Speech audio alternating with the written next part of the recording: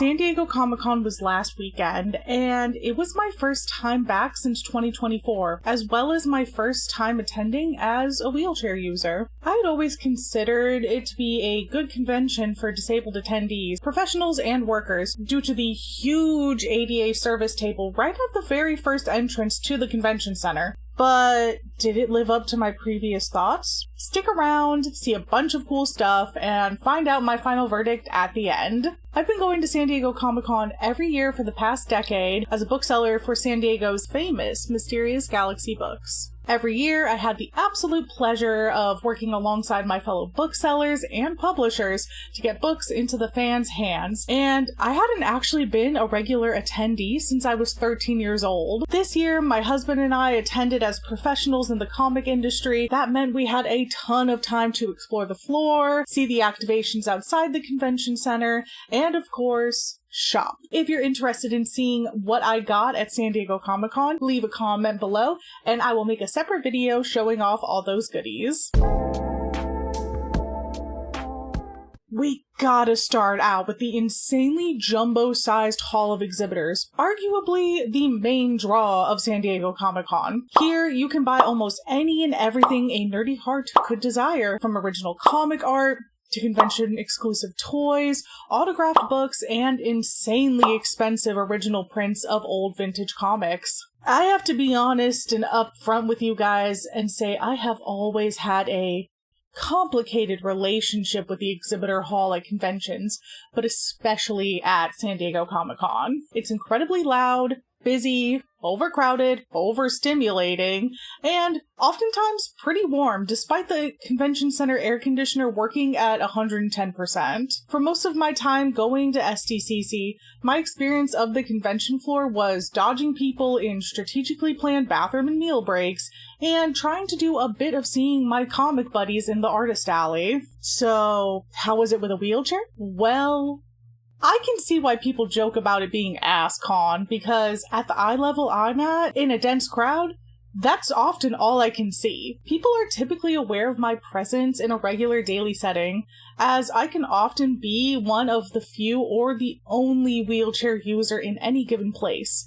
But at Comic-Con, I might as well have been cosplaying Blind Spot from Daredevil, the way it felt like nobody could see me sometimes. That being said, I still had a good time on the floor after I acclimated my expectations by Friday of the convention. Sure, it was annoying at times, overcrowded, and absolutely overstimulating, but I was still able to see a lot of really amazing things and do more than enough shopping.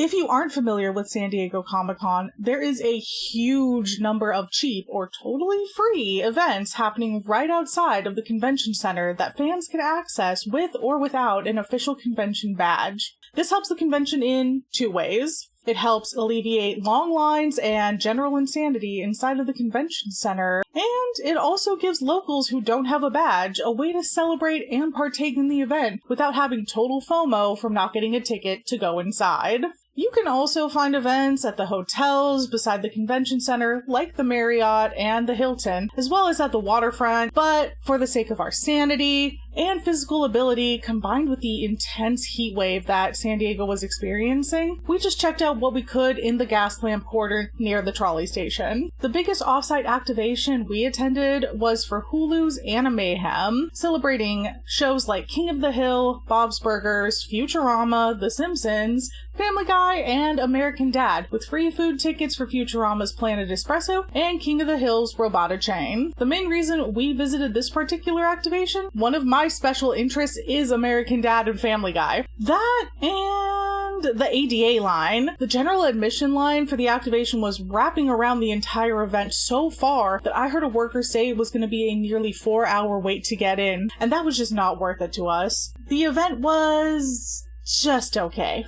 I hate to say that and not, oh my god, it was amazing and I loved every minute of it. But like many highly trafficked free events at Comic-Con, I thought it was just okay. We didn't even get anything from Planet Espresso because they were incredibly backed up, and neither of us wanted to spend another half hour in line waiting for food after already waiting an hour in line to get food. So we used our tickets to get skewers from Robata Chain, which came with our choice of sauce, a skewer on a bed of fried rice, and a drink. The food was sad and clearly came from a incredibly overworked kitchen, so that was a bummer. Special hate mention to the Alamo Beer branded water. I was so excited for it, and then it turned out to be sparkling water without any mention of it on the can that it was sparkling. So it really caught me by surprise as someone who hates sparkling water. The expiration date joke was a fun little laugh though.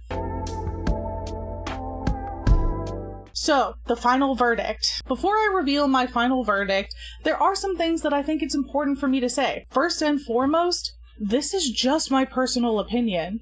Don't let it deter you from going to San Diego Comic-Con. It's an absolutely phenomenal event, and compared to other conventions of its popularity and scale, it is worlds beyond them in organization, staffing, safety, and variety for attendees and event workers alike to enjoy. Secondly, please remember that through all of this, it was my very first year attending the convention physically disabled and in a wheelchair. This, combined with it being my first year in nearly a decade that I was not working a booth the way that I had grown accustomed to, absolutely influences the amount I enjoyed the convention. And lastly, I want to acknowledge that at the Hulu activation, something caught in my wheelchair tire and ripped a giant hole in the inner tube, leaving me with a flat. When we made our way back into the convention center to their massive ADA space, I was told by staff that they did not have an air pump on site for this kind of problem, which we originally thought was just a little bit of air expelling from the tire and not a full flat.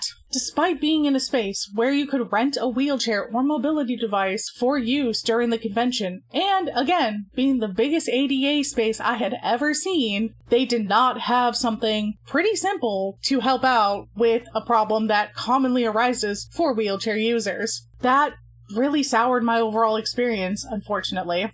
All that being said, I give San Diego Comic-Con a very loving 3.5 out of 5 stars for my first year attending in a wheelchair. While I had my problems with attendees, staff were incredibly kind and as helpful as they could be. Even with my just mentioned annoyance of an accessibility oversight, I was blown away with the care provided and how many people were able to comfortably and safely explore all the con had to offer because of the ADA space. Here's hoping that the weather is better next year, because I do plan to continue attending the show for as long as my body lets me.